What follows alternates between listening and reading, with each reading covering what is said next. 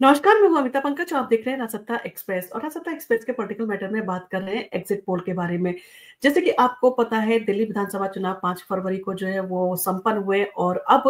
Result का जो है लोगों को इंतजार है और 8 फरवरी को जो है वो रिजल्ट की घोषणा जो है वो की जाएगी। अब ऐसे में 1 दिन का जो है समय बचा है, तो लोगों के दिलों की धड़कन वैसे ही बढ़ी हुई है। हर पार्टी को जो है अपने जीतने का इंतजार रहता है और वो कोशिश भी करती है और अपने रणनीति और अपने जो उनके संकल्प पत्र होते हैं, उनके ज़रिए जो है वो जनता को साधने की कोशिश भी करती हैं और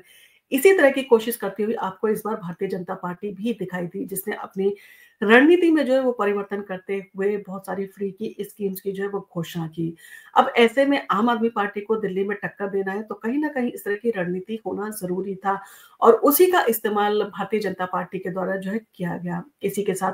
कांग्रेस ने भी जो है इन सारी चीज़ों के साथ में अपनी रणनीति बनाई और कांग्रेस के द्वारा भी जो है बहुत सारी फ्री स्कीम्स की जो है घोषणा की गई। इसके मतलब ये है कि इस बार के दिल्ली चुनाव जो है काफ़ी रोमांचक थे, काफ़ी महत्वपूर्ण थे, क्योंकि जनता के पास में जो है कई सारे ऑप्शन अब आ गए थे, आम आदमी पार्टी के अलावा, जिसमें जो है वो अपनी मनपसंद सरकार अपनी ज़रूरतों की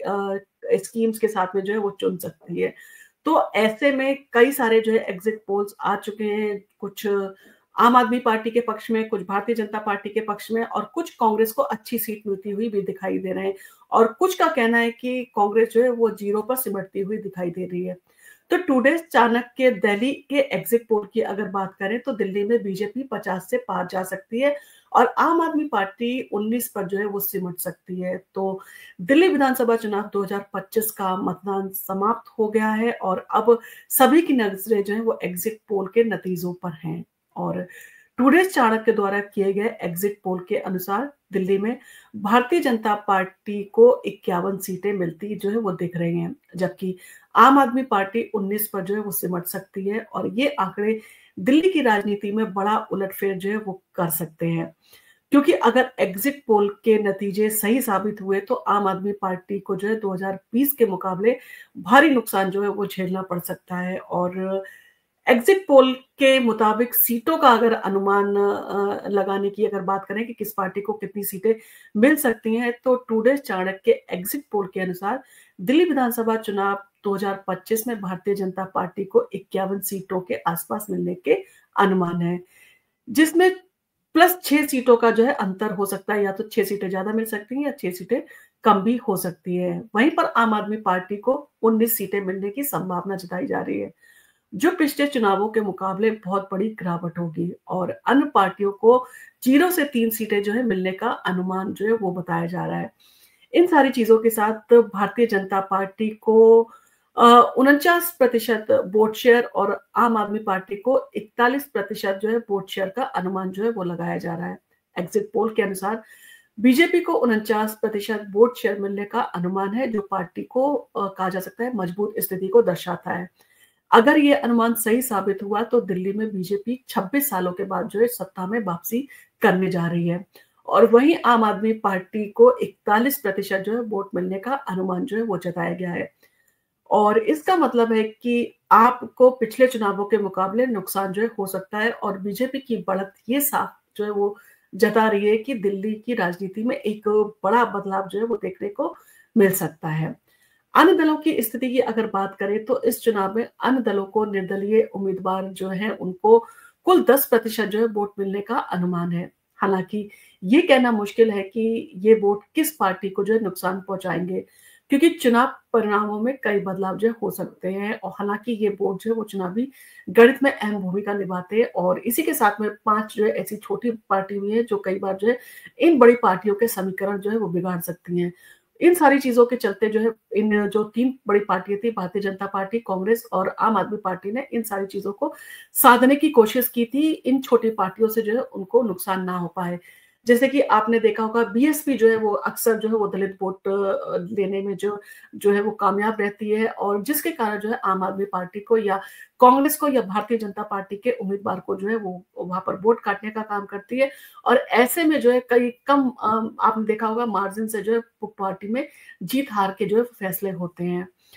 तो राजनीतिक विशेषज्ञों का मानना है कि बीजेपी की बढ़त के पीछे प्रधानमंत्री नरेंद्र मोदी की लोकप्रियता, राष्ट्रीय मुद्दे और पार्टी की संगठनात्मक मजबूती जो है हो सकती है। बीजेपी ने राष्ट्रीय और स्थानीय मुद्दों को लेकर अपनी चुनावी रणनीति तैयार की है, जो इन वोटों को जो है कांचकता बढ़त दिला सकती है। वहीं पर आम आदमी पार्टी ने चुनावी अभियान में अपनी पारंपरिक नीतियों के तहत शिक्षा, स्वास्थ्य के मुद्दों को जो है प्राथमिकता दी। जबकि दिल्ली में जो कहा जा सकता है कि सबसे बड़ा मुद्दा जो है बनकर उभरा यमुना का पानी की सफाई, यानी कि यमुना की सफाई जो है एक बड़ा मुद्दा बन गया ना चाहते हुए भी, और जिसके चलते जो है आपने सीधे तौर पर आम आदमी पार्टी, भारतीय जनता पार्टी और कांग्रेस के बीच में जो है टकरार सीधे तौर पर जो है आपने देखी। तो दिल्ली विधानसभा चुनाव 2015 में अगर बात करें तो आम आदमी पार्टी ने 67 सीटों पर जो है शानदार जो है वो जीत हासिल की थी, जो एक ऐतिहासिक जीत जो है अब तक मानी जाती है। इसके बाद 2020 के चुनाव में आम आदमी पार्टी ने फिर से 62 सीटों पर जो है वो कब्जा किया था, यानी कि एक बार शानदार जो है वापसी फिर से की थी। जबकि भारतीय जनता पार्टी को केवल 8 सीटें ही मिली थी। अगर एग्जिट पोल के नतीजे सही साबित होते हैं तो दिल्ली में बीजेपी की वापसी और आपके लिए जो है एक बड़ा झटका जो है वो साबित हो सकता है। तो 8 फरवरी का जो है हर किसी को इंतजार है कि परिणाम जो है वो घोषित होंगे, और दिल्ली के परिणाम पर जो है वो पूरे देश की निगाहें जो है वो लगी हुई हैं। पूरे देश की नहीं बल्कि कहा जा सकता है विदेशों की भी निगाहें जो है दिल्ली के चुनाव के परिणाम पर जो है वो लगी हुई हैं। तो अब सभी की निगाहें 8 फरवरी को आने वाले जो है वो रिजल्ट पर है। एग्जिट पोल के आंकड़े बीजेपी को बढ़त जो है वो मिलती हुई दिखा रहे हैं, लेकिन ये तय करना जो है अभी मुश्किल है कि क्या वास्तव में जो है आम आदमी पार्टी ने जो है वो कुछ कम जो है वो मतदान उसको मिला है, कुछ कम जो है वो सीटें उसको मिलने जा रही है, क्योंकि अभी भी जो है आम आदमी पार्टी जो है सीधे तौर पर टक्कर में है। अरविंद केजरीवाल जो है वो केंद्र बिंदु बने हुए थे दिल्ली के चुनाव के। अगर वो हारते हैं या जीतते हैं ये तो अलग बात है, लेकिन मुकाबला मेन जो था भारतीय जनता पार्टी का और कांग्रेस का सीधे तौर पर आम आदमी पार्टी के साथ में था। तो वास्तविक इसके परिणाम क्या होते हैं, क्या वाकई में दिल्ली की राजनीति में बड़ा जो है उलटफेर कर सकते हैं ये या नहीं कर सकते, इसका जो है हर किसी को इंतजार है।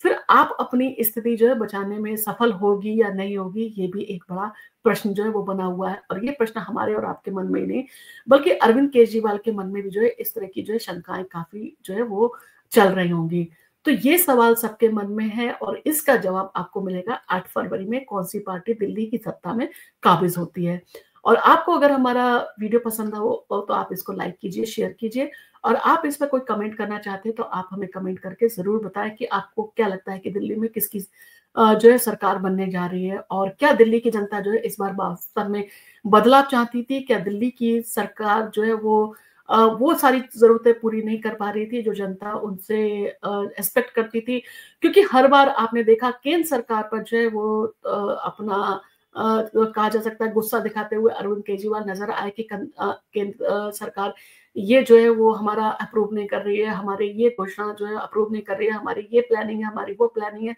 और केंद्र सरकार जो है इन सारी चीजों को मंजूर नहीं कर रही है, जिसके चलते हम जो है वो जनता का भला नहीं कर पा रहे हैं। तो इन सारी चीजों के चलते इसका जो है इम्पैक्ट क्या आम आदमी पार्टी के ऊपर नेगेटिव पड़ सकता है, क्योंकि जब आपके हाथ में कुछ है नहीं, आप पूर्ण जो है वो दिल्ली को राज का दर्जा नहीं दिलवा पाए, और ऐसे में आपको बहुत सारे जो है वो आपके आरोप रहते हैं केंद्र सरकार के ऊपर कि दिल्ली की पुलिस केंद्र सरकार के अधीन है, आप कोई कानून नहीं बना सकते हैं, आप जो है अपनी योजनाओं के लिए केंद्र सरकार पर डिपेंड करते हैं। तो अब जब केंद्र सरकार यानी कि भारतीय जनता पार्टी भी आपकी टक्कर पर जो है अपनी रणनीति में परिवर्तन करते हुए फ्री की घोषणा जो है वो लेकर आई है, फ्री की बहुत सारी स्कीम्स, फ्री के बहुत सारे वादे, एजुकेशन को लेकर, महिलाओं को लेकर, हर जो है वर्ग के लिए जो है वो काफी जो है अच्छे वादे और बाकी जो है विकास योजनाएं लेकर आई है भारतीय जनता पार्टी अपने संकल्प पत्र में। तो क्या इन सारी चीजों का असर उन सारी बातों पर भी होगा जो अरविंद केजरीवाल आरोप लगाते हैं?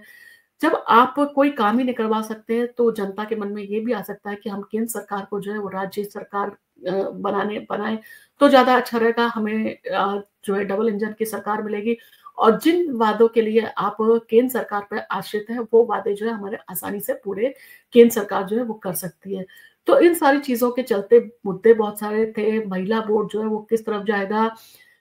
जो एससी एसटी वाला वोट है वो किस तरफ जाएगा, उसी के साथ में जो मुस्लिम जो सीट्स थी जहां पर आम आदमी पार्टी को हर बार अच्छा जो है वोट मिलता था, वहां पर